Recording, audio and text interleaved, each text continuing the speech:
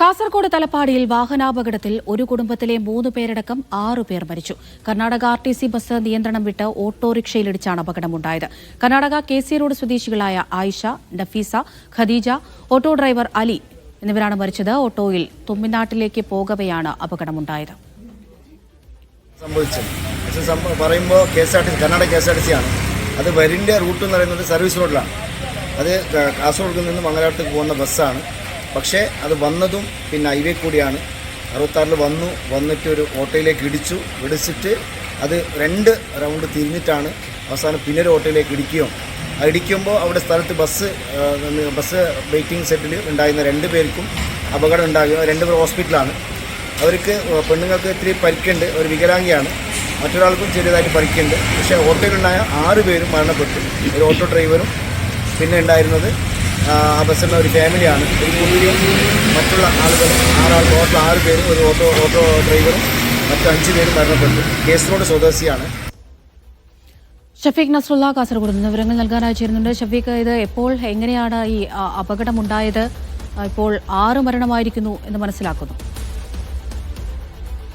കാസർഗോഡ് ഭാഗത്തു നിന്ന് മംഗളൂരുവിലേക്ക് പോവുകയായിരുന്ന കർണാടക RTC ബസ്സാണ് ഈ വലിയ അപകടത്തിന് കാരണമായത്. കർണാടക RTC ബസ് ഓട്ടോറിക്ഷയിൽ ഇടിക്കുകയും അതിന്റെ നിയന്ത്രണം നഷ്ടപ്പെട്ടതിന് ശേഷം ബസ് കാത്തിരിപ്പ് കേന്ദ്രത്തിലേക്ക് ഇടിച്ചു കയറുകയും ചെയ്യുകയായിരുന്നു. ഈ ഓട്ടോറിക്ഷയിലുണ്ടായിരുന്ന 6 പേരാണ് മരണപ്പെട്ടത്. ബസ് കാത്തിരിപ്പ് കേന്ദ്രത്തിലുണ്ടായിരുന്ന 2 പേർക്ക് ഗുരുതരമായി പരിക്കേറ്റിട്ടുണ്ട്. കർണാടക സ്വദേശികളാണ് ഈ ഓട്ടോറിക്ഷയിലുണ്ടായിരുന്നത്. അവർ BC റോഡിൽ നിന്ന് മഞ്ചേശ്വരം തുമിനാടിലുള്ള അവരുടെ ബന്ധു വീട്ടിലേക്ക് വരുന്ന സമയത്തായിരുന്നു ഇത്തരം ദാരുണമായ വലിയൊരു അപകടം സംഭവിച്ചത്. കർണാടക മുളുകത്തെ സ്വദേശിയായ ഓട്ടോ ഡ്രൈവർ ഹൈദർ, 47 വയസ്സുണ്ട്. ഹൈദർ അപകടത്തിൽ മരണപ്പെട്ടിട്ടുണ്ട്. അതുപോലെ BC റോഡ് സ്വദേശി അവ്വമ്മ, 72 വയസ്സാണ്.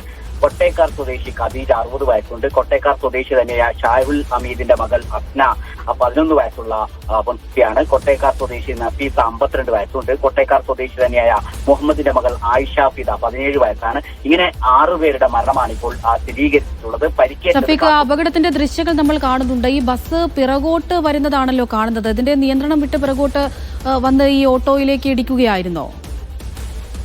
ആദ്യം അപകടം സംഭവിച്ചതിന് ശേഷം പിന്നീട് അതിന്റെ നിയന്ത്രണം നഷ്ടപ്പെട്ടു എന്നാണ് അവിടെയുള്ള സമീപ സ്ഥലത്തുണ്ടായിരുന്ന ആളുകൾ പറയുന്നത്.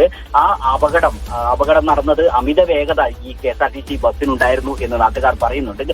ദേശീയപാത നിർമ്മാണം പൂർത്തിയായ ഒരു പ്രദേശമാണ് ഈ തലപ്പാടിയോട് ചേർന്ന സ്ഥലം. അതുകൊണ്ട് തന്നെ ആ റോഡിൽ അമിത വേഗതയിലാണ് വാഹനങ്ങൾ കടന്നു പോകുന്നത്. ഈ അമിത വേഗതയിൽ കടന്നു പോകുമ്പോൾ പലപ്പോഴും വാഹനങ്ങൾക്ക് നിയന്ത്രണം ലഭിക്കാറില്ല. ഇതിന്റെ ബ്രേക്ക് നഷ്ടപ്പെട്ടു. ബ്രേക്ക് പൊട്ടിയതാണ് അപകടത്തിന് കാരണം എന്നൊരു വിവരം കൂടി പുറത്തു വരുന്നുണ്ട്. ബ്രേക്ക് നഷ്ടപ്പെട്ടതോടുകൂടി വാഹനത്തിന്റെ നിയന്ത്രണം നഷ്ടപ്പെട്ടു. അങ്ങനെ വാഹനം ഈ ഓട്ടോറിക്ഷയിലേക്ക് വന്നിടിക്കുകയും ആ ഓട്ടോറിക്ഷയിലുണ്ടായിരുന്ന കുടുംബം ആണ് പൂർണ്ണമായും ഇപ്പോൾ അപകടത്തിൽ മരണപ്പെട്ടത്. ഒരു കുടുംബം, അവരുടെ BC റോഡിൽ ഉണ്ടായിരുന്ന ആ കുടുംബം അവരുടെ മഞ്ചേശ്വരം തുമിനാട് എന്ന് പറയുന്ന പ്രദേശത്ത് അവരുടെ ബന്ധു വീട്ടിലേക്ക് വരികയായിരുന്നു.